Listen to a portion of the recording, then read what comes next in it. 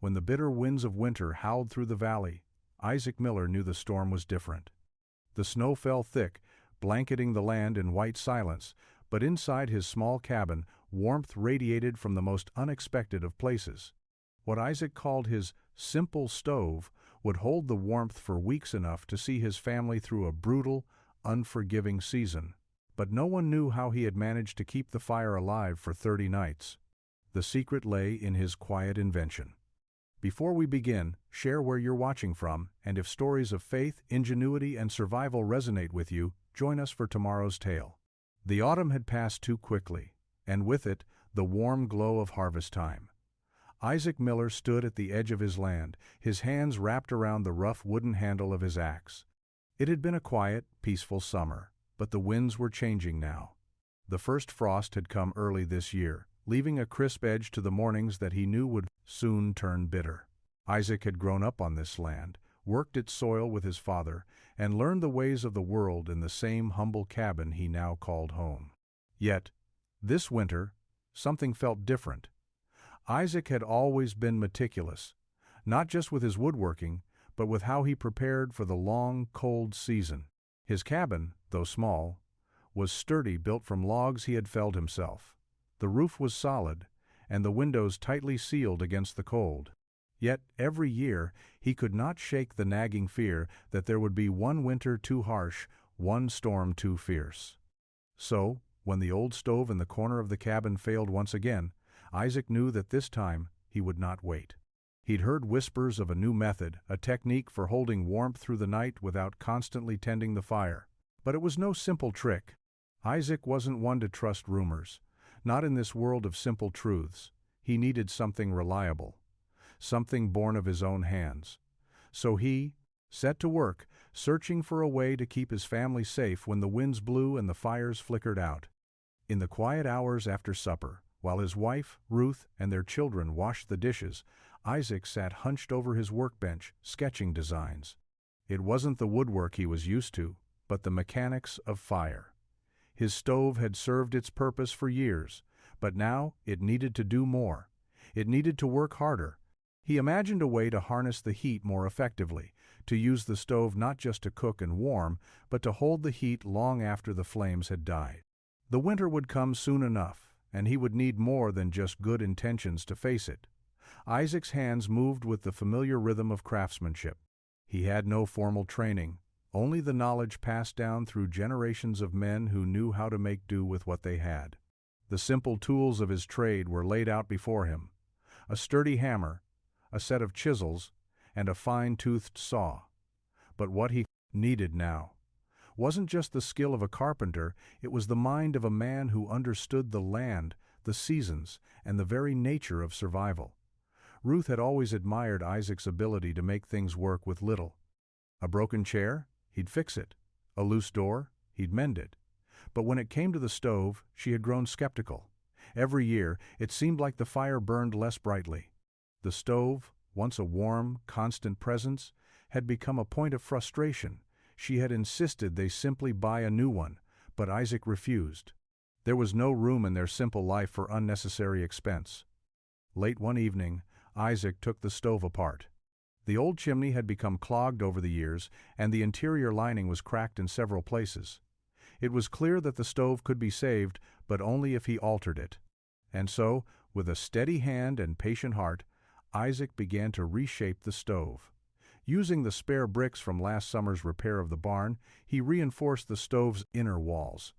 He designed a new heat exchanger system that would allow the stove to distribute heat more evenly and for longer periods of time.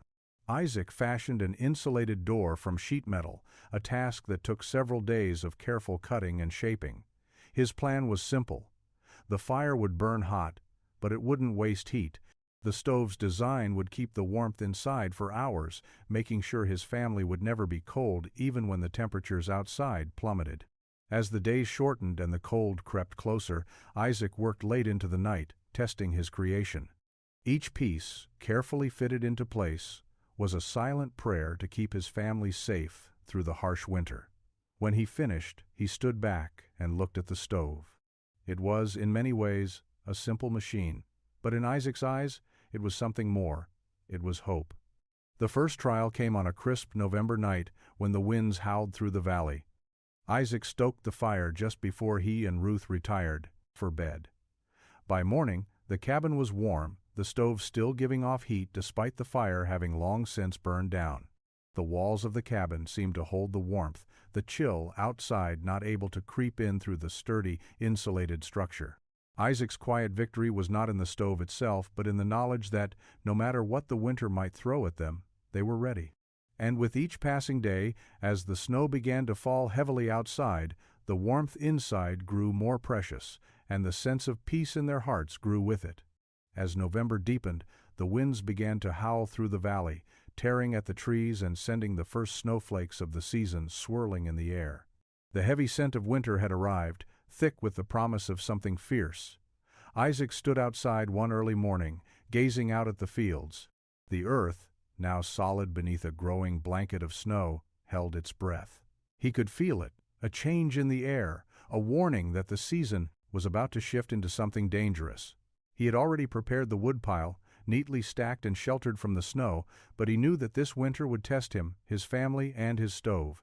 The wind had already begun to pick up, a dry bite that scraped against the land with increasing intensity. Ruth, ever the optimist, was busy sewing quilts by the hearth, but even she could feel the weight of the storm coming. The children were excited, pressing their faces against the windows as the first of the snowflakes fell like slow-motion stars, but Isaac's thoughts were elsewhere. The stove had worked well in the previous nights, but as he stood outside watching the storm gather strength, a quiet unease settled in his chest. What if it wasn't enough?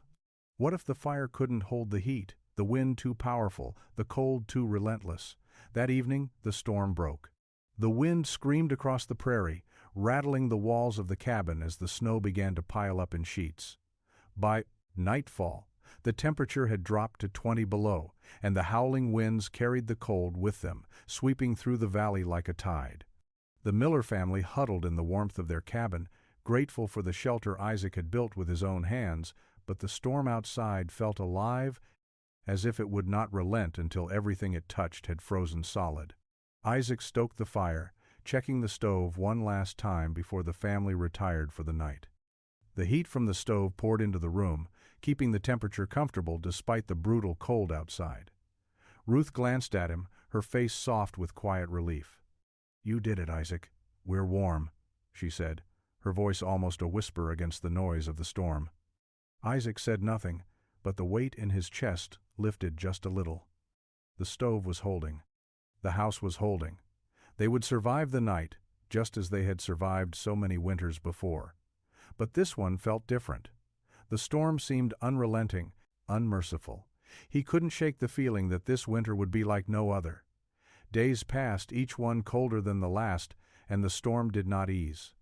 The snow kept falling, piling higher against the cabin walls, and the winds never stopped their mournful cry. Isaac had stopped counting the days. Time seemed to stand still in the grip of the winter storm. The cabin, snug and warm, was the only place that felt alive, while the world outside was cold, barren, and unforgiving.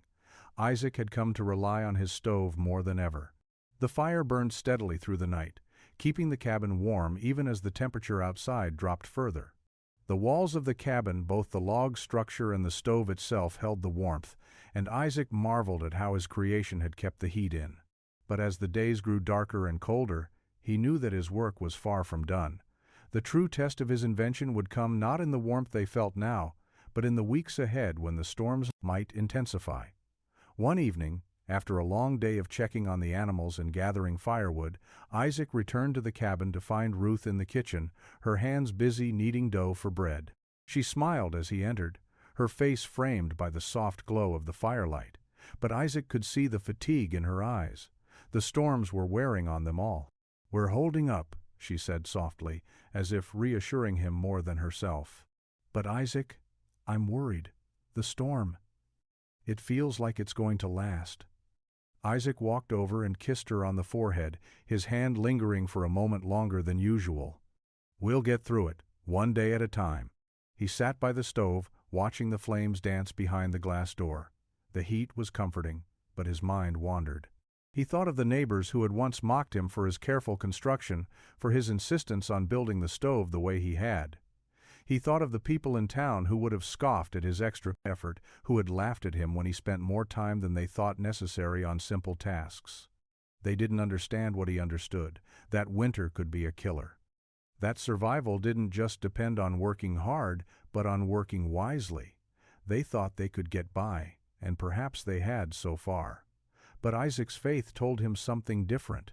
He trusted that the stove, his quiet invention, was more than just a way to keep the cold at bay. It was a sign of faith in something greater than himself. In that moment, Isaac found peace. They would survive. They would endure. And through the coldest nights, as the storm continued to rage outside, they would find warmth not just from the stove, but from the quiet faith that had carried them this far. The days turned into weeks, and the snow continued to fall, relentless and heavy, burying the earth beneath layers of white. Yet, inside Isaac Miller's cabin, the warmth remained constant, a testament to the humble strength of the stove he had built. The fire, carefully stoked every evening and kept low during the day, never failed them. Each morning, the cabin was warm, the air thick with the smell of bread baking and the steady crackle of the stove. One morning, as Ruth stirred a pot of soup over the fire, she smiled to herself, a quiet, contented smile. The children were still asleep, the faint glow of dawn just beginning to creep through the frost-coated windows.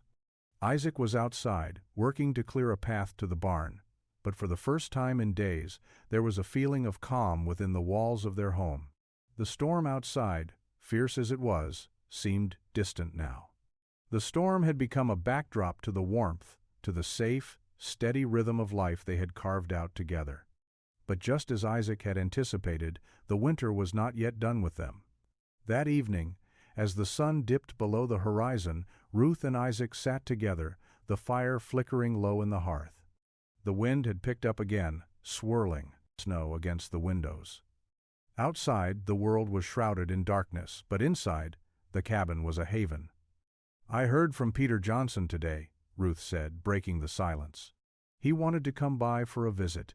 He's still thankful for what we did for him, Isaac." Isaac nodded, a quiet satisfaction settling over him. Peter, along with several other families, had found refuge in their cabin during the worst of the blizzards. Isaac's stove had become a beacon of warmth, a place where the weary and cold could rest, recover, and find hope. "I know he's grateful," Isaac said softly. "But it wasn't just the stove that kept us all warm. It was the faith we put into it, and the belief that, no matter how harsh the storm, we'd be ready." Ruth smiled, her eyes full of admiration for her husband. "You always did know how to build something strong, Isaac. Not just the stove, but everything you've done for us." Isaac's gaze turned to the stove, still burning bright in the corner of the room. The simple design, the care he'd taken with each piece, the patience he'd shown, were all a reflection of the life he wanted for his family. A life built on faith, hard work, and a quiet understanding of the world's seasons, both the ones in nature and the ones within their hearts. Later that night, when the children had drifted off to sleep, Isaac and Ruth sat together by the fire, the warmth of the stove filling the cabin with a peaceful light.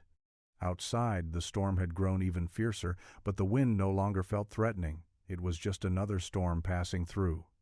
In the cabin, life continued, steady and sure. Isaac reached for Ruth's hand, his fingers brushing hers in the quiet intimacy of their shared existence. The storm outside would not last forever, he knew.